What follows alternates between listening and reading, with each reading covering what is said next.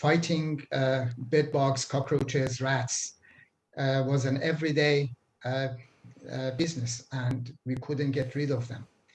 In fact, this is what you can see, just a few of the bedbugs that I had collected. Anoosheh, can we start by asking you to relive that terrible moment when you were taken? What had your day been like before that happened? I was just an ordinary person living an ordinary life. And when I was going to take my suitcase to the local market to have it repaired, as I reached the bottom of the hill where my mom lives, I was surrounded with these people, and they asked my name. And after they making sure that it was me, they just manhandled me into the car, and we drove off. And I was blindfolded, and you know the rest of the story. What did you think was going to happen to you immediately? I mean, my heart was coming into my mouth. I was numb from head to toe. I didn't know what was happening, and words cannot explain the feeling that I had in that time. Were you taken straight to Evin prison? No, I was taken to what they call a safe house, and my interrogation started there. And when they realized that I am not cooperating with them, they took me to my mom's place. They searched my room, and they took quite a number of my belongings. And from there, we headed towards Evin prison. At what point did they say anything to you about the charges that they had laid upon you, the prospect of those being tried in court, any kind of legal representation? Was there anything of that in their handling of you? Well, the next day after I was actually dumped in a solitary confinement in a cell, the next day they took me somewhere where they gave me my indictment, and I read it, and I was just frozen there. And I didn't know what to say. I started crying and telling them that it was a mistake. But then they took me back to my cell, and quite a while later, when I was transferred to the prison itself, I was taken to that notorious Judge Salavati for me to start my trials, of course. And the conditions that you've endured are just horrendous, aren't they? And I know it must be quite painful to have to still be talking about them, but can you just give us some idea of what your day-to-day life was like in that jail? I used to call it a circle of hell or valley of hell. And days are just a repetition, and you're just, if you don't have a plan, then you can easily go insane. So I had to make a plan for myself. But fighting bedbugs, cockroaches, rats was an everyday business, and we couldn't get rid of them. In fact, this is what you can see, just a few of the bedbugs that I had collected. And in fact, I'm planning to hold up an exhibition, and hopefully I'm going to put all these on display. Okay, so you've just held up a piece of paper onto which have been squashed numerous bedbugs. That is quite a thing to see. Alika, can you just tell us a little bit about your own experience at home while your dad was going through such a tough time? What was happening with you and the rest of the family? Well, for the first month or two, I mean, we were completely unaware of why this had happened. We were completely sure that it was a case of mistaken identity because, you know, Iran is a very corrupt country when it comes to people being jailed or detained. Sometimes it's just a matter of someone wanting money, or, you know, you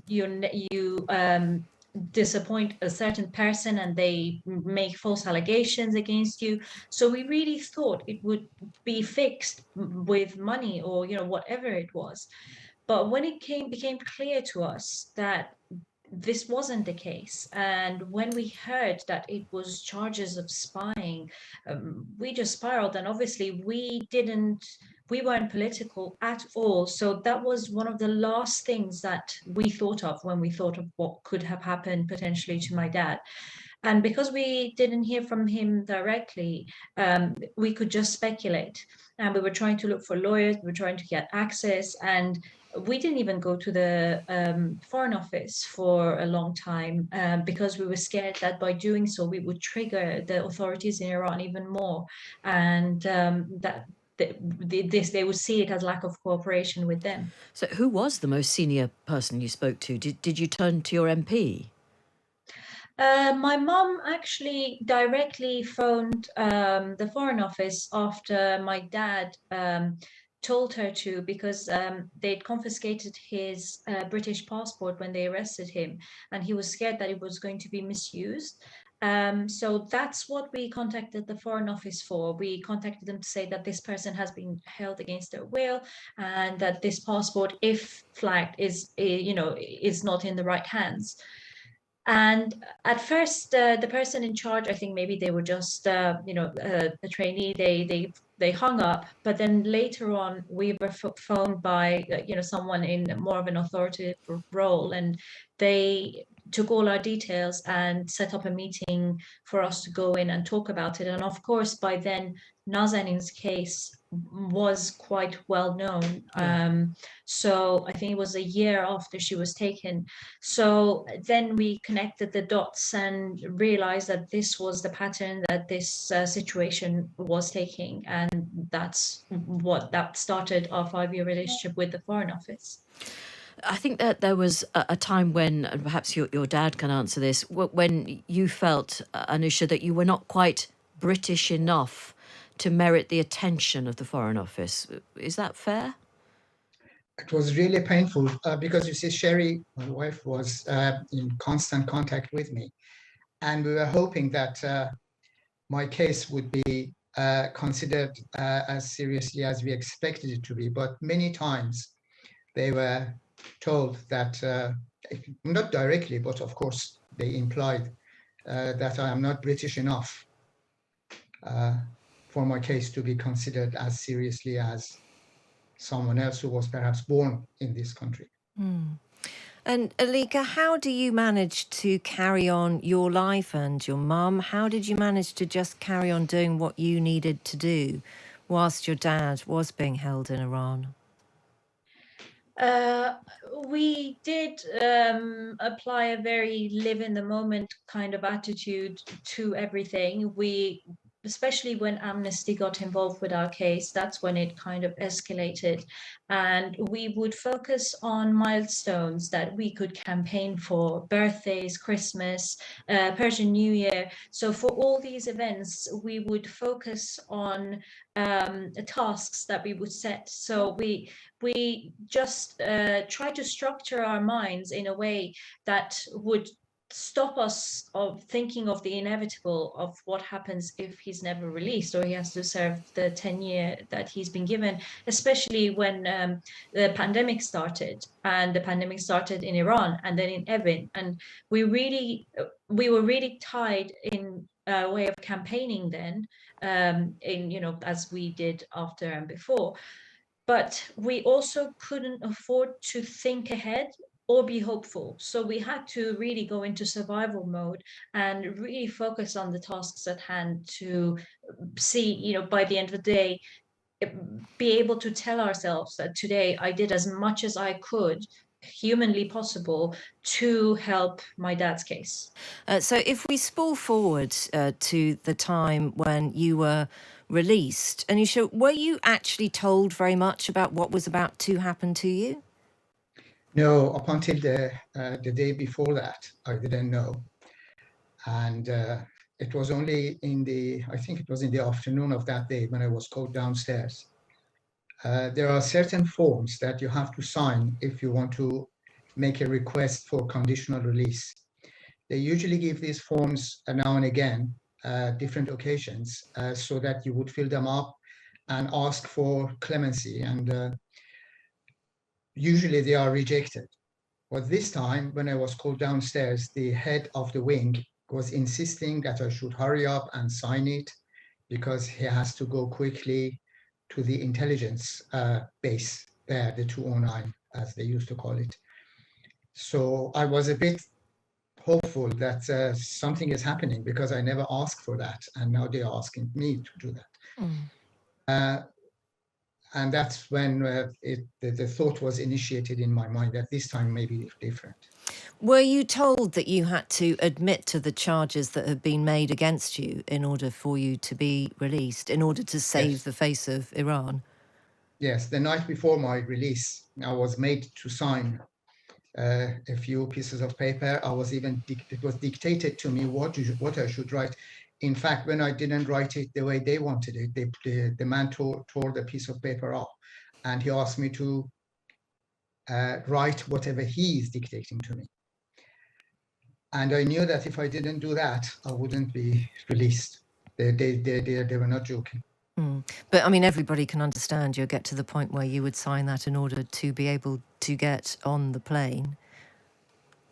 Yes. Can you describe the moment when you saw your family again? Well, when I was taken on that Tuesday, I think it was, I was taken out of the prison compound in this Ministry of Intelligence car. We parked there, and I didn't know why. And moments later, another car came behind us and parked, and they asked me to get out, and I got out, and it was my mom who was in the car behind us, and we hugged, and she was crying. It was unbelievable. And they took us to my mom's apartment from there on. Is it possible to describe how something like this affects the rest of your life? There hasn't been a single day that I haven't had flashbacks, and some of them are really disturbing. And I thought perhaps I could tackle it myself, especially with the marathon event. I was overwhelmed with the excitement of the marathon race. But after that, when everything cooled down, my flashbacks and my anxiety attacks increased.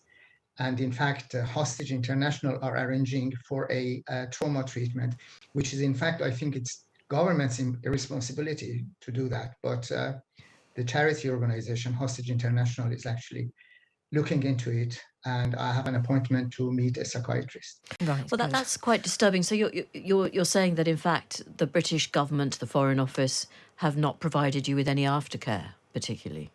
Yeah, when we were released and we were taken to that safe house just after my return to the UK, very superficially, there was a psychiatrist who came and he interviewed me for 20 minutes. And an MD, a GP came, and she also talked to me, and that was it. Right. What is your view of how the British government handled your whole case? We can actually ask this question in a broader sense. How did they treat this case with Nazanin, for example? It's just a combination of so many blunders.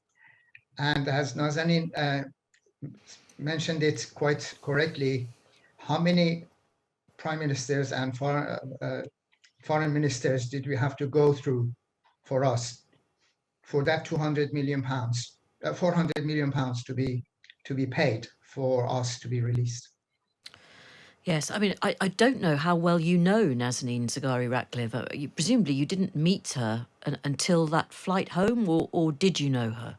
No. In fact, of course, I knew about her through the state TV in our cells. But the first time that we met was that when I was waiting to see who else is coming to the VIP hall at the airport.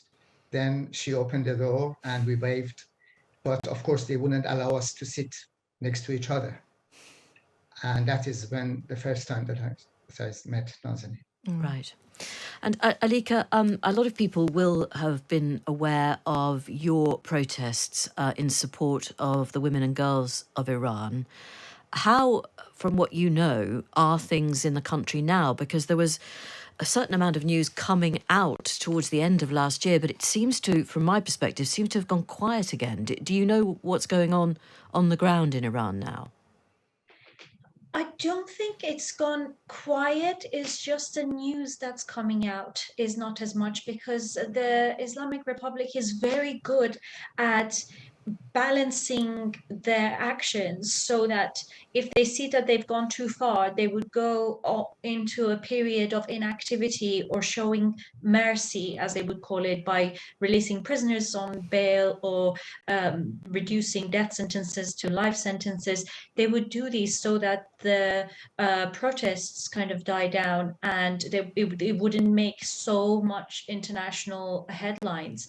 But this is just a tactic, and I believe that by also hinting that the morality police is going to be active again, what they're trying to do is to create a false sense of calm, so that when they go back to the reign of fear and control, they do it with more strictly and with more vengeance than ever. Because that's why I think, as Iranian people abroad, we cannot, under any circumstances, be complacent and think that things are going to improve.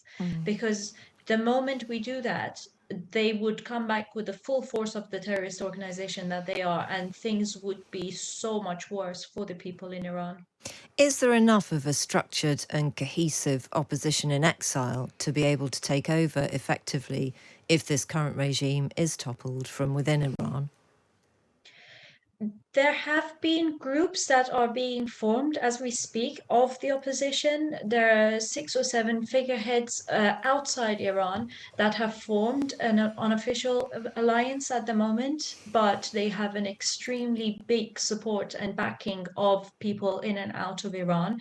Obviously, it's not something that can happen overnight, but it's these slow actions that hack away at the foundations of what the Islamic Republic is standing for. And it's by keeping the momentum of the news going that we can keep it relevant in the media. And as we've seen 2 days ago, the UK has announced that they are going to count the IRGC as a terrorist organization, which I think is an extremely important step. And I hope that other countries will follow suit. And the more pressure that is being brought on the Islamic Republic, I think the more chances we have of continuing to push these to make it, to validate it and to make it official. What do you both advise just individuals to do if they want to try and be effective and helpful to the people of Iran, particularly young women in Iran at the moment? You say.